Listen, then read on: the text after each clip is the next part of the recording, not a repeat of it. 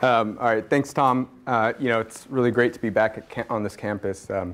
College campuses, specifically Stanford, have like this great optimistic energy about them. So you'll know what I mean once you graduate and leave and come back.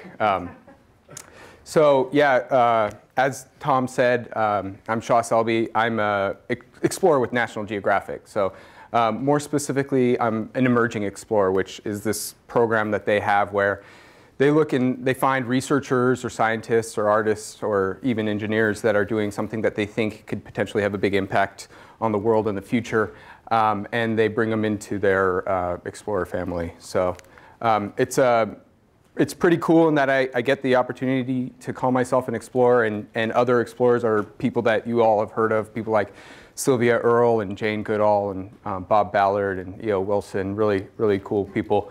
And the other really great thing about it is it's fairly difficult to get in. You get nominated, you can't apply for it, and they do this big vetting thing behind the scenes and give you a call one day and ask you to be part of the family, which is cool, but it also sometimes ends up people thinking that they're getting prank called, so they don't take it seriously. So I'm just going to kind of jump in a little bit, and then I'll tell a little bit about my story. But I cannot stress this enough. Like, we are living in an amazing, remarkable time with opportunity being literally everywhere, which is why I put up this picture, because the time difference between what the picture on the left and the picture on the right is actually not that long, and it's accelerating. It wasn't too long ago where if you wanted to be an inventor, entrepreneur, you couldn't really do it without access to a factory or a ton of capital. But now you can basically design something and print out a prototype on a 3D printer and send that file off to get printed in a world-class factory, all without leaving your couch. So it's a pretty amazing time to be alive. And that's kind of a theme that's going to go through this talk of mine is the fact that there's lots of opportunity out there, and a lot of that opportunity kind of tends to be in places where you don't expect it to be. So another speaker that came to this lecture, I think last year or the year before, was the CEO of Box, Aaron Levy, and he sent out a tweet the other day that I thought was awesome. He basically said that tech right now is basically an entrepreneur's time machine. So every company and industry created from the 1890s to the 1960s is being rebuilt digitally. I would like to add to that to say that there's even industries and ideas that we haven't previously thought that tech had a place in that are being rebuilt now. But there's a lot of opportunity now, and it's really up to you to take it. Stanford is a wonderful place to do it. This is where my story of this started, and I'll tell you a little bit about that as I go through. But I also want to say, being in the Silicon Valley, to try and think beyond the Silicon Valley bubble. There's lots of issues in this world and lots of opportunities that need to be fulfilled by bright minds like yourselves, and sometimes that's going to happen outside of the San Francisco, San Jose little bubble. So my story. Now, I went to school for engineering, specifically chemical engineering. But I don't know, maybe it's like a lot of you guys, but I didn't know what I wanted to be when I grew up. I knew that I liked technology and I liked toys. I was a little kid that was breaking everything, all the electronics of my parents, because I try and take it apart. And then when I went through high school, I didn't have a lot of guidance on what was out there, what the possibilities were out there. And I got into cars and mechanics, and I liked chemistry. I liked physics, so I put those two things together, and I went to school for chemical engineering. So after I went through my undergrad, I went out there and I started looking for the jobs out there, and what I could find for a chemical engineer really was only water treatment jobs. And I want to just preface that I think water treatment is a wonderful career, and it actually winds its way into my story, which is why I brought it up right now. But it wasn't something that I felt particularly inspired about at that time. So I started looking at grad school, and during that time I got an internship at Boeing. So that kind of brings me to the first point that I wanted to get across, and that's get industry experience. If some of you guys are earlier in your career, I would say go out there and get an internship somewhere. I know that being an intern isn't necessarily the most fun thing with a lot of companies. They usually give you the kind of the crappier things to do. It's the thing where in a company, if there's something you don't want to work on, you just pass it along to the intern, so they have to take care of it. But I guarantee, even if you're doing crappy things in that job, like the lessons that you'll learn from being in that kind of industrial setting inside of a company will stay with you for the rest of your career. So it's definitely something that I think you should push forward and do. And that's what I did when I got that internship at Boeing. I worked really hard and got hired into Boeing halfway through that internship opportunity. And so I want to stress right now that there's ways at being entrepreneurial while you're still at a big company. You don't have to do the startup thing and be an entrepreneur. You can have an entrepreneurial mindset when you're working for a large corporation like Boeing. And the way that I want to explain that is just kind of through this chart. And if we just imagine for a second that when you look at a big company, especially one that was like born of maybe like an older industry, so something like aerospace, a big engineering company, a lot of times you get two main types of people there. And let's call those people techies and jobbers. So jobbers are the people that come to their work every day, only 9 to 5, and they're coming to it for a paycheck. You know, they don't want to get anything outside of that. There's not anything necessarily wrong with that. I mean, there's more to life than just work. But you know, that was never me. I was never of that jobber type. The other people are the techies, and those are the people, you know, like the brilliant engineers, the specialists, the program managers, the types of people that, you know, want to become very, very good at one thing, and they care very much about that, but they really don't care about anything else in the company. Now, the interesting thing that I've learned about being in a company full of jobbers and techies is that, you know, if you're entrepreneurial minded and you want to do things, basically both those groups of people will move aside and let you do it. They won't stand in your way. And if you do it in the right way, and if you think about it in the, you know, the correct method in terms of trying to change things in a company, you can get the resources of a giant corporation behind you, which can be pretty beneficial. So the opportunities I've had at Boeing in the last 10 years have been amazing. You know, I've been kind of in charge of the engineering and design for multiple spacecraft, the propulsion system specifically. So I'm a rocket scientist or propulsion systems engineer. You know, I've gotten to be part of a team that launched over 11 spacecraft and worked the mission control. Many of those times I was a lead propulsion engineer for that. And when you get to do that, you get to do things like cool things like sit in mission control and say, propulsions go for launch, you know, during the countdown. So when I did that, I could, you know, check that off a bucket list that I didn't even know existed, because who has that on a bucket list?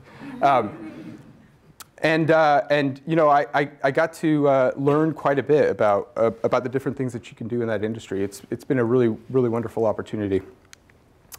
And then the other good thing that came out of being at a big company was that I got my education all paid for. Boeing had a phenomenal education program. And you know, I went to graduate school at USC and here at Stanford, all without having to pay a dime. So that's a really amazing thing that big corporations allow you to do, because they can kind of absorb those costs. So. The one thing I would have to say, though, about working at a big company that you really have to keep track of and make sure it doesn't happen to you is get too comfortable. The problem with working at a company like that, it's very easy, and a lot of times it's easy to go into that comfortable lifestyle and, you know, enjoy happy hours and all that stuff. And next thing you know, all that entrepreneurial energy you had deep inside of you has kind of gone out. That fire has been put out. So the one thing I would say is kind of hold on to that fire. Don't let it go out. So I wanted to talk a little bit about engineering, because this is something that I talk about a lot. I feel like engineering is in a little bit of a crisis of character, but thankfully now with tech being cooler, it's starting to change a little bit. But I am a firm believer in engineering's ability to change the world, and so I'll talk a little bit about that. A lot of times when people talk about engineers, like when you see how they're portrayed in the media or on comics and stuff like that, they're always kind of the nerdy people, you know, the introverts, the ones that don't really talk to people very well. You know, they're the Dilbert, for those of you that are old enough in the audience to know who Dilbert is. But you know, I want to say engineers are much more than that. You know, Leonardo da Vinci was an engineer. I have Ada Lovelace there, you know, the daughter of Lord Byron. She was the first computer programmer.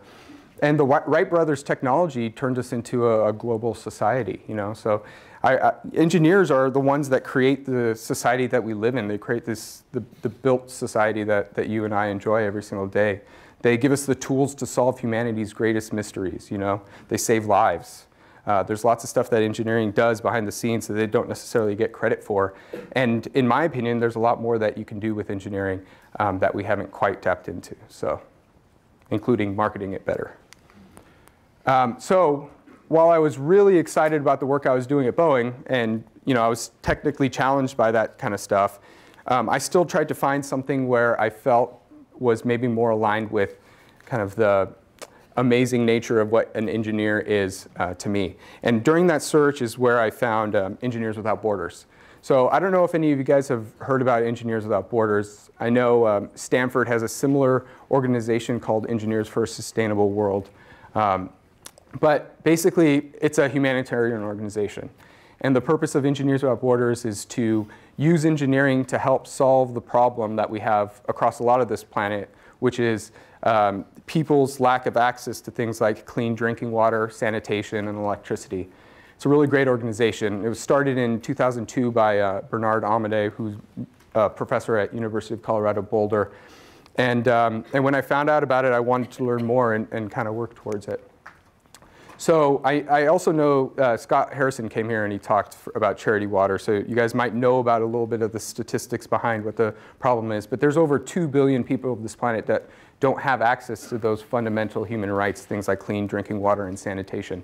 It's a really important thing to work on. And so what EWB does, or Engineers Without Borders does, is they basically operate mostly in professional and student chapters. And the organizations team up with the community for a number of years. And you'll go over to the community first for an assessment trip, and you'll see like what kind of problems they're really facing. Like, maybe their drinking water problem is tied to something else more serious, and it's something that an engineer can come back and look at. Then you'll come back and you'll do some design and some analysis with the rest of the team stateside. Go through a design review and have a PE or professional engineer sign off on it. And then you'll go back over into the community and you actually build what it was that you ended up designing. So I've had the opportunity with Engineers Without Borders to work on projects in Mali, Malawi, Tanzania, India, Thailand, and Mexico. So it's been a really cool opportunity and quite a bit of fun. So that brings me to the second lesson that I wanted to talk about while I was here today, and that was to volunteer for something. A lot of times people don't volunteer because they think that it's going to take a lot of effort. But I want to stress that, like, if you put yourself out there and you find a cause, it doesn't matter what the cause is. There's so many issues out there that need our help. So if it's something that speaks to you and doesn't speak to another person, then still go through with it. But I really want to stress that the feeling that you get, the impact that you get out of working on something without expecting something in return, it has profound effect on the person that you are and the things that you end up doing with your life. And if you want to look at this in an entrepreneurial sort of way, if you want to end up working on this problem or working in an industry associated to that problem, through volunteering you could really start to understand the problem more deeply and gain credibility in talking about that. So, I volunteered for Engineers Without Borders for a number of years. Didn't really have any expectations other than I wanted to really do some good work and I wanted to try and help some people. I wanted to solve that problem that I said about the 2 billion people who lack access to those fundamental human rights. And so basically I went into it and I worked hard on that, and I ended up rising up through some of the ranks in the LA professional chapter, and I did stuff in the regional chapter. And it was a lot of years where I was trying to convince a lot of the other engineers at Boeing to come and join me. And a lot of people didn't want to do it because they were afraid that I was going to take up too much of their time. But the great thing about volunteering is that it only takes up as much of the time as you want to give it. So after years of talking to everyone about it and telling everyone at Boeing to join Engineers Without Borders, I actually ended up getting a little bit of recognition for it. And so Boeing named me their Volunteer of the Year, their Exceptional Volunteer of the Year, which is out of 170,000 employees, it's the person who wins that award. And I got to fly to Chicago and meet with the executives out there and have lunch with the Los Angeles mayor and lots of random things like that. But the reason why I wanted to bring this up was because in the whole mindset of using a kind of entrepreneurial thinking in a big company, I use that opportunity to talk to Boeing, talk to the management at Boeing, and kind of convince them that they need, that the things that Engineers Without Borders wants to do and the things that Boeing wants are kind of one and the same, and they should kind of look at that a little bit more deeply. And they did. I mean, Boeing ended up getting behind Engineers Without Borders in a big way after that. They sent their entire executive council to management training, which was important because EWB grew fast. They started in 2002, and in 9 years, they started from one chapter, one professor in the University of Colorado Boulder, and in 9 years, they had 12,000 volunteers as a part of their thing, and they couldn't quite keep up. They also added, funded some board positions on the thing, and they gave away $1.1 million in grants to projects. So both EWB and all the communities that EWB supported were better off as a result of that. But I'm going to tell you a little bit specifically about one trip that I took, and this is an implementation trip to southern Tanzania. So the village we were working in was Ipalamwa. You see it up there in the corner. It's about 8 hours from Dar es Salaam. 8 very rough hours. It's not an easy trip. But we were asked to come and talk to the community and help them with their problem, which was water. So this community is in the southern highlands. As I said, it's a very hilly terrain. It's very different than any of you guys thinking about the Serengeti when you think about Tanzania. It's a completely different environment down there, which also means that it's a difficult environment for dealing with the transport of water. We were asked specifically to come to the school and help with the water situation at the school. So the school is at the highest point in the village, which basically meant that all the students would have to spend a couple hours in the beginning of their days every day hiking down to the catchment, filling up those 5-gallon buckets and bringing them up to the school so they can have enough water to drink and cook with for the entire day. This was time that the kids should have been spending in class, but they were really just spending it moving water. So we designed a rainwater catchment and filtration system. Luckily, the area that we were working in had ample rain, and we can size this thing big enough that it's basically will cover a lot of the school year. So that was our plan, to go in and build that thing. Now, we ended up going to the city of Iringa, which is nearby. It's kind of the closest construction town in the area, to try and gather some of the supplies. And in doing that, we found that a lot of the things that our stateside team assumed that we would find fairly easily in Tanzania were not found at all. And so we had to do a lot of kind of re-engineering and recalculating on the fly, which was both exciting and frustrating at the exact same time. And the roads going back were very small and kind of curvy. And so this is just a quick snapshot of one of them. But when we took that truck back, it had a lot of difficulties getting around these roads. We had to slow down and take the turns really slowly. And one of those turns, when we were taking it, we ended up finding a similar truck facing the other way that was broken down on the inside of the turn, which would not have normally been a big problem. But the issue was that the other side was a big, steep drop-off. And so we had to figure out a way to get the truck around the broken down truck without falling into the steep drop-off. And the method that we ended up using was getting all the guys that we had to hang on the side of the truck that's on the inside, so that as we slowly went around, the truck didn't slide off the side of the cliff. So that picture of 13 guys hanging on the inside of a truck to keep it from falling off a cliff is something that I won't forget for a very long time. And also, the gearbox kept on slipping, so as we were going up these steep inclines, we'd have to repeatedly throw that log underneath the rear tires. It was a really big, long process, but finally we ended up getting to the school and unpacking all the materials and started on what ended up being a very frustrating build. So things didn't end up getting any better at this point. None of the tolerances were correct. Everything didn't go together the way that we wanted to. The sand for the filter was way dirtier than we ever expected it to be. And so it started to get hard, right? We were 4 engineers and a bunch of villagers that were working together on this thing, and tensions were getting high. And this was mostly because we didn't know if we can finish the build in the time that we allotted for it. Even down to the nails that we would use. We would try and bang the nails into the wood, and the nail would just bend in half and shoot off in the distance. And so we started kind of getting a lot of, there was a high tension in the air about this kind of build. But I do remember one day where we ended up walking out from the schoolyard, and I looked over, and we saw everything sitting up there finally put together. I mean, they had, while I was inside working, they had put the tanks up on the stands, and that was the day where it kind of felt like, okay, we're going to finish this thing. Everyone had this like whole sense of relief that washed over them, and it was a very, very happy day. Well, it turns out that that same day ended up being my, my birthday. It fell on my birthday, so we were there in Tanzania. So we went back to the house and we ate the same bland meal that we ate for lunch and dinner every day. But I remember that meal tasting, especially satisfying because where we were in the build and that we would actually finish this and it would work. So while we were eating dinner, I heard a bunch of commotion outside, and the other engineers told me to go check it out.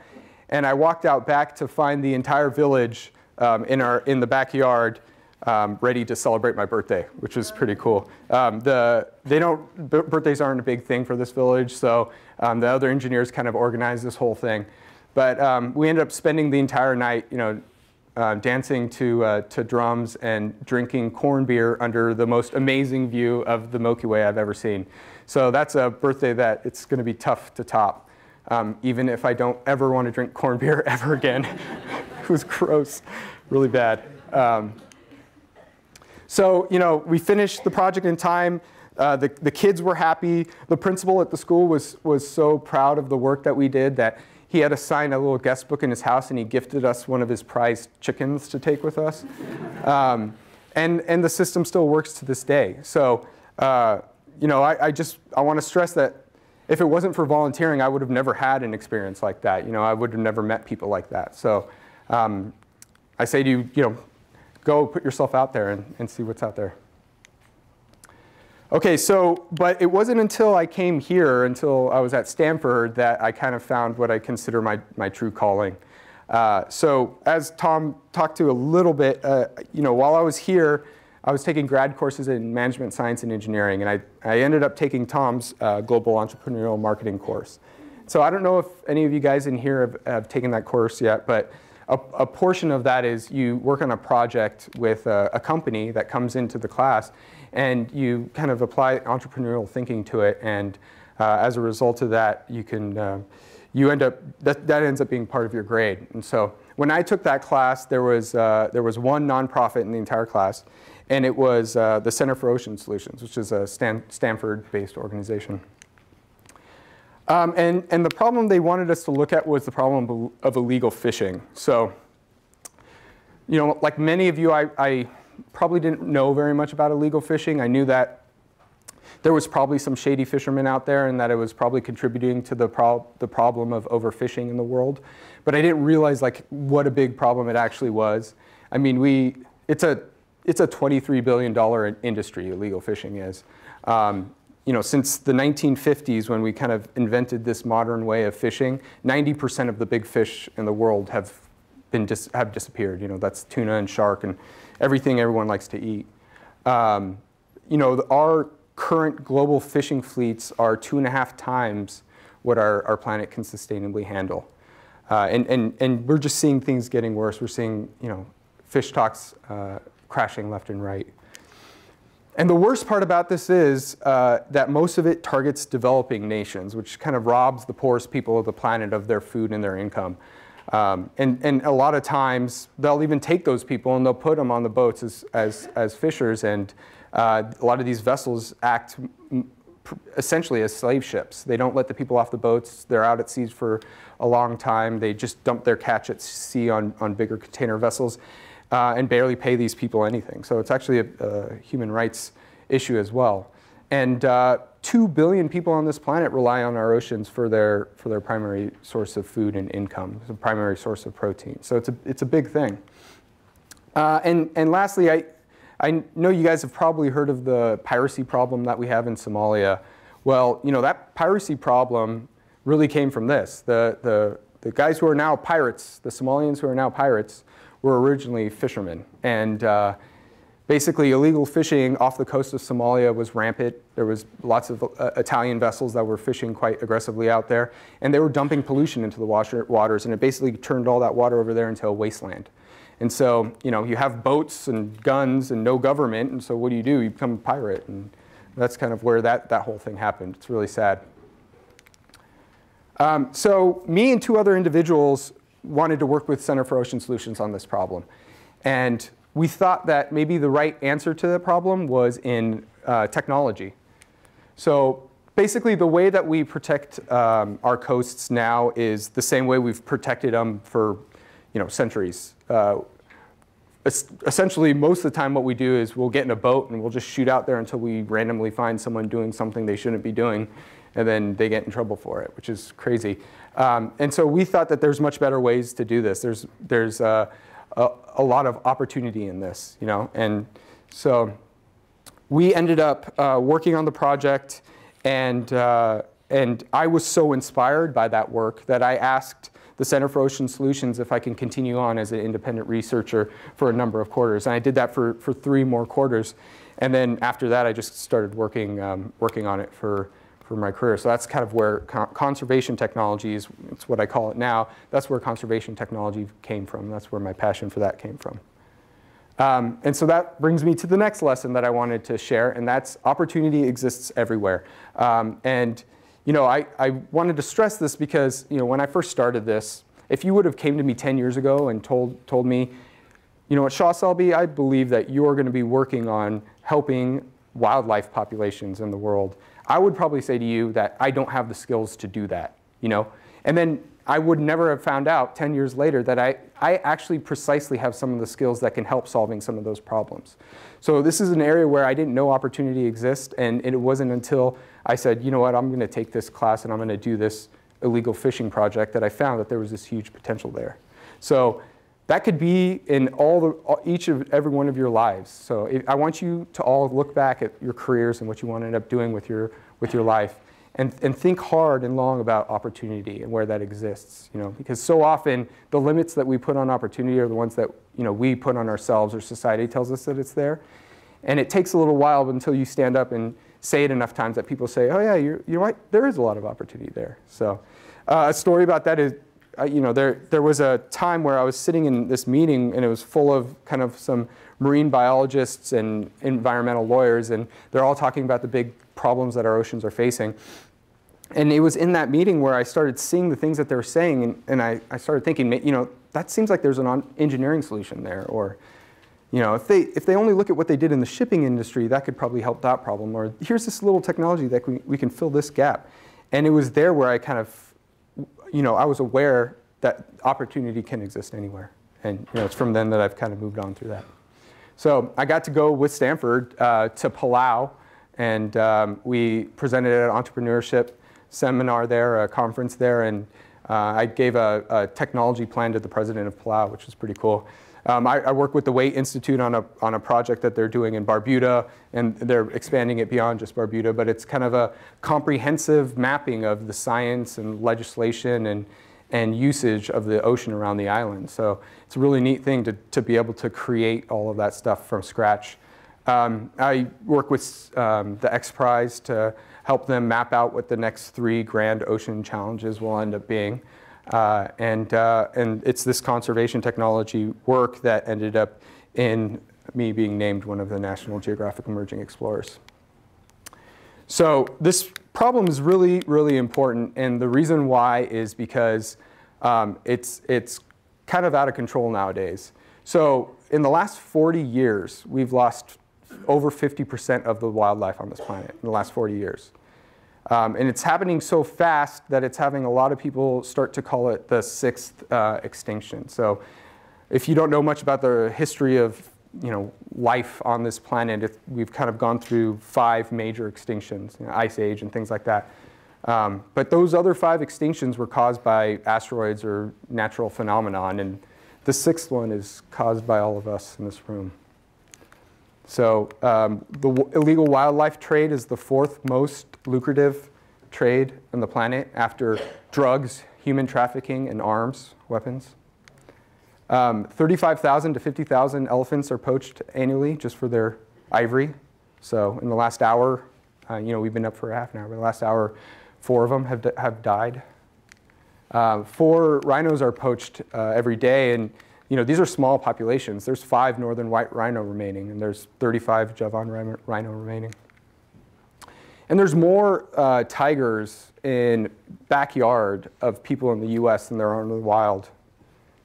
So to kind of like work on this, I have started Conserve-ify, which is like an organization that's focused on bringing some of these ideas to fruit. So it's kind of like an idea lab. It's a nonprofit that works on kind of focusing whatever you need to do to develop and test and put these out in the world. And a lot of that stuff is focused around open source approaches because I find it's easier to replicate and adapt as needed. One of the projects of that is Soar Ocean, which is a grant or a project that's funded by National Geographic and Lindblad Expeditions to use these low-cost drones that you guys always hear about all over the news for ocean conservation causes. We've done a bunch of expeditions off the coast, and I'm going to show a video of one of the expeditions right now.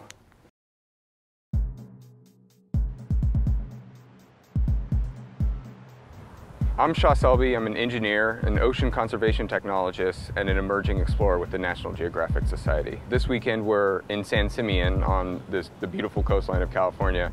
We're here because I'm principal investigator for a program called Soar Ocean, which is a grant that's funded by National Geographic and Lindblad Expeditions to use low-cost UAV or drone technology to monitor and protect our oceans. The value in using UAV technology or drone technology for ocean purposes is there's a lot of reasons why we need to get an aerial vantage point in order to collect more data about our ocean. And something that I specifically focus on is how to stop things like illegal fishing and poaching of our ocean wildlife. It's often way too expensive to fly a manned aircraft and the resources are limited. A lot of times this role falls to the military, but I believe that communities can be empowered to collect the necessary data and help the authorities to better protect these delicate species that we have in our coasts. Hi, my name is Patrick Meyer. I'm a National Geographic Emerging Explorer, which is how I know Shah, who's also a fellow explorer. We met last year and we immediately hit it off. We've both got a passion for civilian UAVs or non-lethal drones, except I come to this space from the humanitarian side of things. I work in humanitarian innovation through technology, and I'm here this weekend to really learn as much as I can hands-on from Shah and his team of experts in this civilian UAV space, and learn what it means to deploy UAVs in settings like the one we're at here, which is somewhat remote and isolated. You don't have all the tools and electricity and everything else you might need, which is very similar to a humanitarian setting. And how do we still deploy these UAVs in a timely way? And it really behooves us to go beyond our own field and to talk and interact with experts in other fields like environmental conservation, ocean protection, and learn how they're using new technologies like UAVs. So I'm very excited about the future of this innovation and technology in the humanitarian settings. I think it will literally help us save lives and alleviate suffering where people need it the most. So there's going to be a number of different expeditions. This is the first of at least 3, with the ultimate goal of ending up in the Channel Islands to try and show the power of using these low-cost versions of drones in long endurance flights of patrolling our oceans. So a lot of the information behind that's coming out pretty shortly, so you can follow it on Twitter if you want to find out more information. But another project that we worked on was how you can use kind of crowdsourcing to help protect the coast. So you guys have heard of like citizen science. Well, this is like citizen protection. So create the tools and the ways that people can work together to create like the neighborhood watch for the seas. This program has been folded in something else that we're working on now that will be coming out shortly.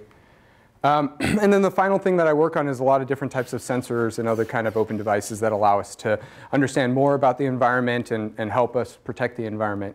So I'm going to show a quick video about one of those projects and then tell you some stories about that.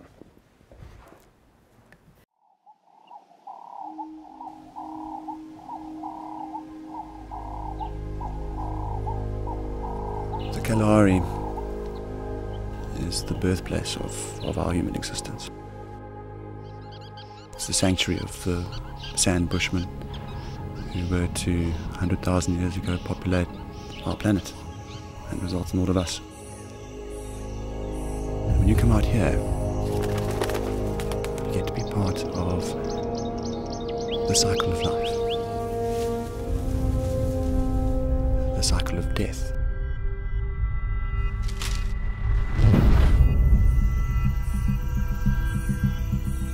The Okavango Delta is our mother of the Bayei tribe. We depend in the Okavango Delta. All the food we have, we get it from the Delta. The source of the Okavango River is on the Bay Plateau in the Angolan highlands. This river then flows 1,000 miles down through Namibia into northern Botswana, where it finds itself in a delta in the middle of the Kalahari Desert.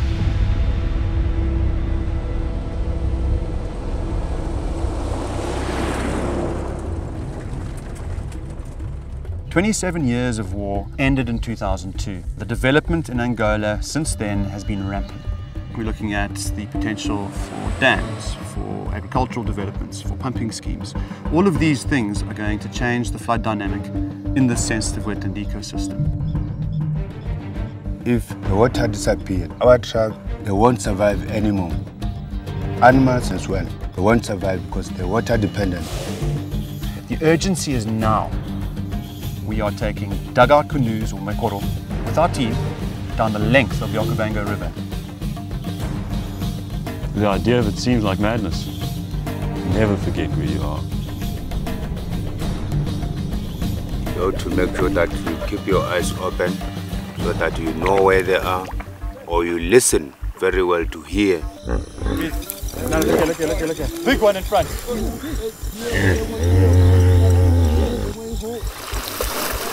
Coming around, coming around.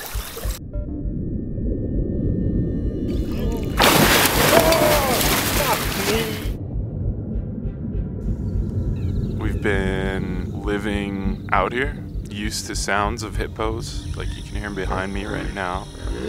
Used to sounds of elephants in the distance, trumpeting about their who knows what, and we've been part of it in an incredible way. This place is really special. I want to work to make this place stay the way it is, to help this place any way I can. We can bring that place back. We can turn it again into the elephant factory for Africa. In the famous dictum of Henry David Thoreau, in wildness is the preservation of humankind. It is the very pulse of this planet.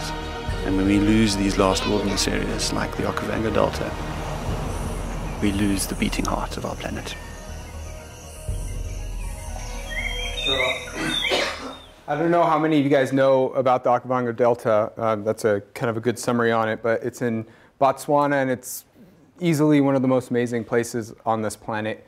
There's lots of concern for the development that's happening in Angola. There's, if you go to the capital of Angola, it's actually more expensive than many European cities that you go to because of the amount of development and amount of people who are coming to that city.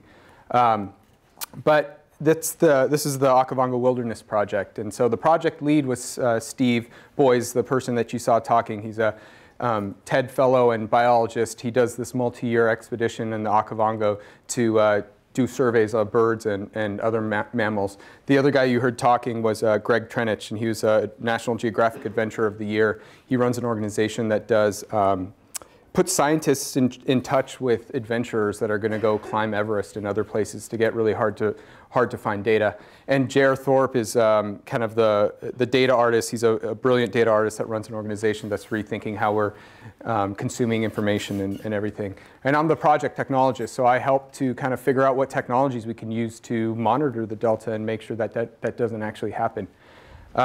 So in doing this, we kind of wanted to change the way that scientific expeditions are usually run. In the past, scientists would go out on an expedition and they would gather a bunch of data and they'd kind of sit on it and wait on it to publish it and gain all these accolades. When we went on this expedition and when we go on future expeditions, we want to do exactly the opposite. We kind of wanted to open it up for the world. So we put all the water quality readings, the sensor readings, the wildlife sightings, biometrics, and all this other data out there for use for free on the website and through the API, so people can take it and do interesting things with it. We were looking to kind of open source the expedition, and we were hoping that we can, that the accolades can come from the amazing things that citizen scientists or artists or researchers or students or anybody wants to do with it. So as I said, I'm building kind of these sensors, and they're based off of kind of open source microprocessor platforms, and they send the data real time to the website. For this last one, we put just a handful of sensors, kind of prototype versions up in different parts. But this next year's expedition, I'm deploying an entire mesh network across the Delta to gather the information that we need. But I want to talk a little bit about the expedition itself, because those 17 days were the greatest adventure I've ever been on in my entire life. I'm not sure if you got it from the video itself, but this was not an easy trek. This was pretty crazy. We were in boats, in little canoes like that, surrounded by hippos and lions and elephants and crocodiles, without a gun or anything like that. And so we had to be pretty careful. And not only that, but we had to pull the boats over water for a number of days. 3 days this last expedition. It could be as much as 9 days. And there's only a handful of people in the world that know how to get to this really pristine area on land or on water. And they were our guides for this expedition.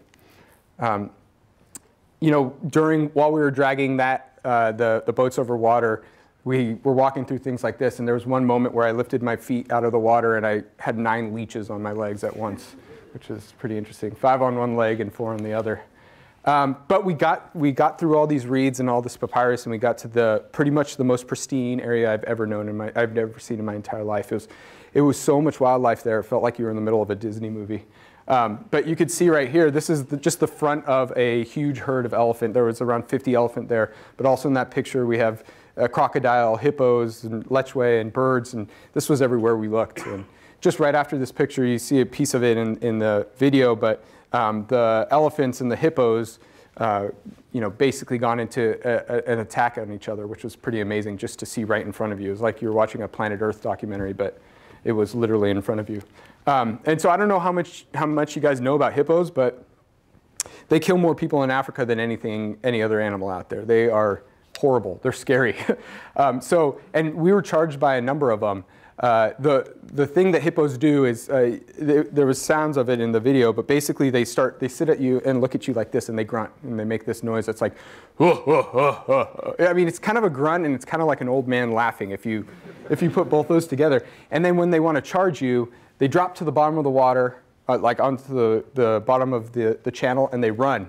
So you see the head, you hear the grunting, and then you see a wake moving towards you, and you just have to kind of move as fast as you could possibly move. But the experiences we had with the elephants were amazing too. This picture was taken, we were setting up camp one day, and our expedition photographer, James Kidd, came over and he told me, oh, there's 3 adults and a baby right over there on the other side of the trees. And so I walked over to this tree that I thought was kind of along the path where they would walk, and I climbed up into the tree and I started taking pictures. And it, slowly, one by one, each one of the elephants walked right past me. It was one of the most amazing experiences I ever had in my entire life. I felt like nothing else in the world existed except for me and these magnificent elephants. But the last one was a bull, and he looked over at me and did kind of this aggressive behavior that they sometimes do, where they lift up their foot and they flap out their ears. And in that moment, I went from feeling the most amazing experience I've ever felt to being most scared I've ever been in my entire life. I've never felt more small than sitting on that tree and that thing looking at me. But it obviously kind of thought I was not very interesting and just walked away. So the final lesson that I want to bring to this class is I want to say find your inspiration and that the world needs you. I think that all you guys can potentially find something that inspires you as much as kind of conservation and technology inspires me. It's all out there for each and every one of you. You just got to start looking and try things. And so I basically plead you to go out there and put yourself out there and try and fail and pick yourself back up and keep on working on it. The world actually needs your help. We need you. So instead of thinking of entrepreneurship and engineering and innovation in terms of maybe building a better app that can filter things better than Instagram. I want you to think about the grand challenges that our planet is facing and what you can do to kind of change those challenges, what you can do to start companies or start nonprofits that can really change the tide on where we're going, because we need you to do it. Maybe by doing it, you can inspire the next generation of engineers and scientists that go off and change the world. And maybe we won't leave this planet off as badly as it seems like we're starting to put it. So, thank you.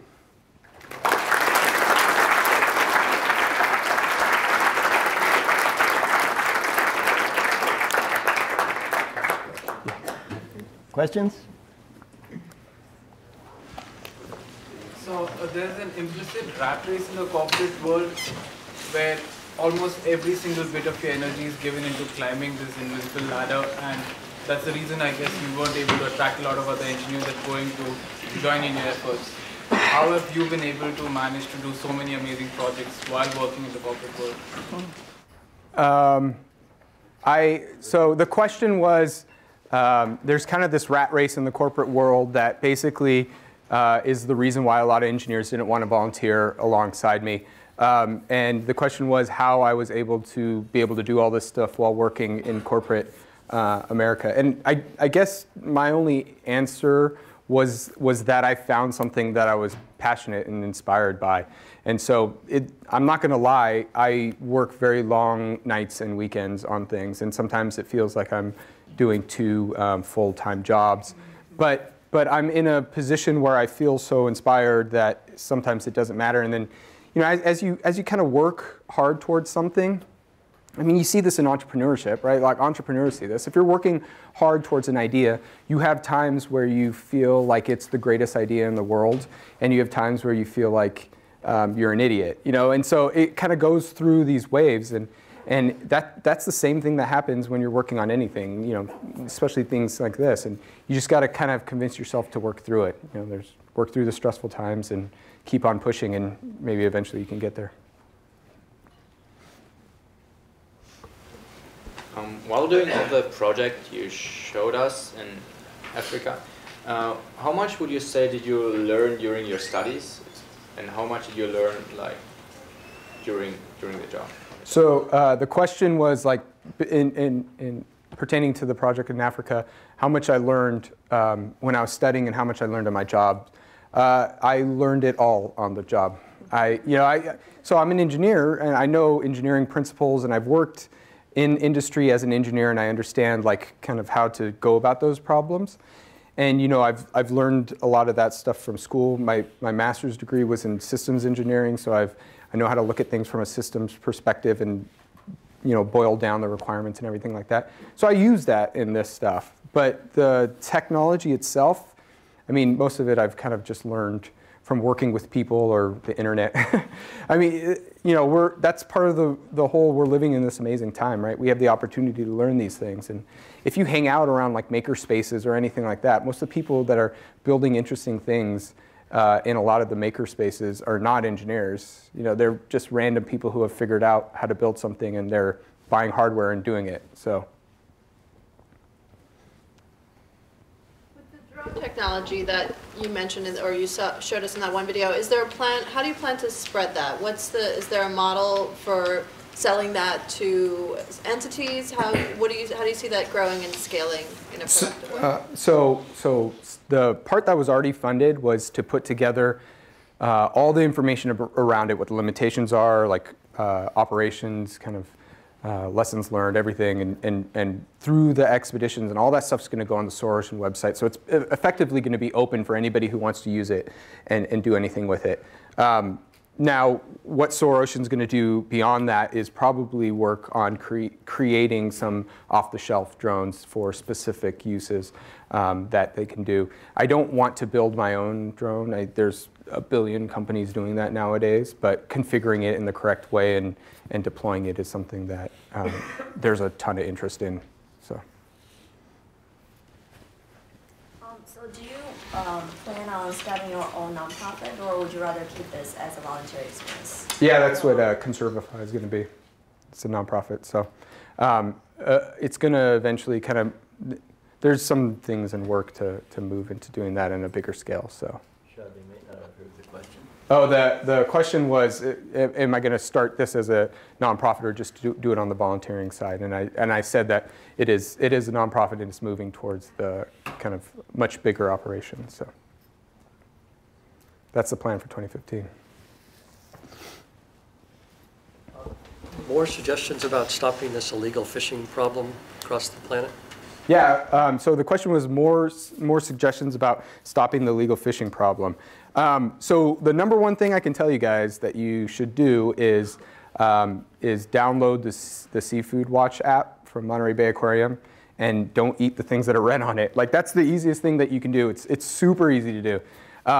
There's a lot of information, a lot of great books and documentaries that have been done in it. Me personally, I know so much about that kind of stuff because I've been working in it so long that I'm the guy that nobody ever invites to sushi. But like, you can do much less than that and still have a positive impact, right? And there's this great push for seafood traceability and understanding where it came from, catch to plate, basically. And through using things like Seafood Watch, you're reinforcing that, and asking. I mean, you can ask restaurants where they got their fish. A lot of times they don't know, or they'll tell you something that they think you want to hear. But if enough people do that, then it can kind of be a bigger movement. So just to be clear about something, is the drone thing supposed to happen regularly? Are people supposed to do rounds to patrol? Yeah, well, so the question was about the drone thing and how it works operationally.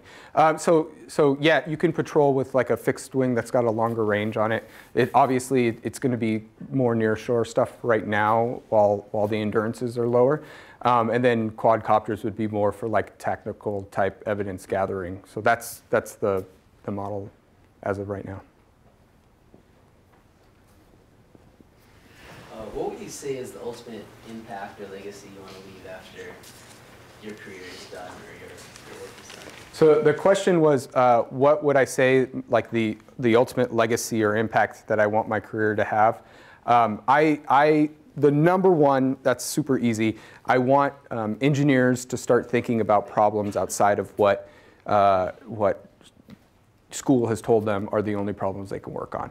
I want interdisciplinary thinking between engineering and the rest of the world.